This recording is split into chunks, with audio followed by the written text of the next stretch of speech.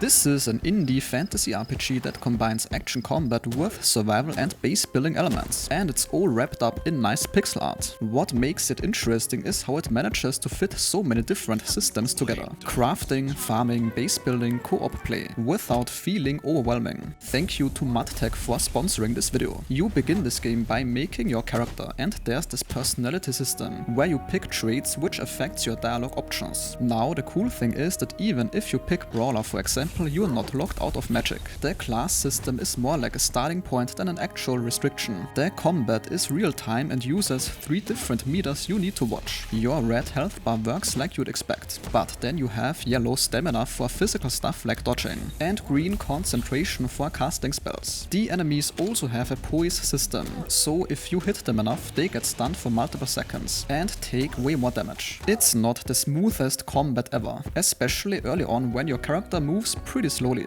but you can find gear to speed things up. The story takes place in this world called Dimraeth, where some elven emperor went crazy and killed most of his people, which caused these corruption rifts to open up. You play as someone who died but got brought back as an immortal, and now you're dealing with corrupted monsters and trying to figure out what went wrong. It's got that post-apocalyptic fantasy vibe going on. The loot system allows you to break down any gear you don't want into Runedust, and then use that dust to upgrade the stats on equipment you do like. So if you find boots with movement speed but it's only 1%, you can keep pumping Runedust into them to boost that number higher. The whole progression feels very customizable. The crafting system is something different, because instead of getting recipes from NPCs, you have to read item descriptions and piece together what combines with what. The game has a substantial base building aspect where you get your own sanctuary area to set up workshops, storage, farming and housing. NPCs you help out in the world can eventually move into your base, and they bring their shops and quests with them. It saves you from having to travel back to town all the time. The world itself has survival elements. You need to eat and drink regularly, or your health, stamina and mana meters shrink down. There's mining, woodcutting, cooking and a day-night cycle. Leveling works like Dark Souls, where you get experience points that you spend directly on attributes like strength or agility, and as your overall character level goes up, you earn skill points to spend in talent trees. The magic system lets you learn spells from scrolls regardless of your starting class, so there's a lot of room to experiment with hybrid builds. The game supports up to 8 players in co-op, but you can also handle it solo. They are planning a public playtest very soon, with early access maybe coming in 2026. For an indie game, it's already pretty impressive how many different systems they've managed to get working together. And that sentence concludes today's video. If your time was respected, a like or comment is very much appreciated.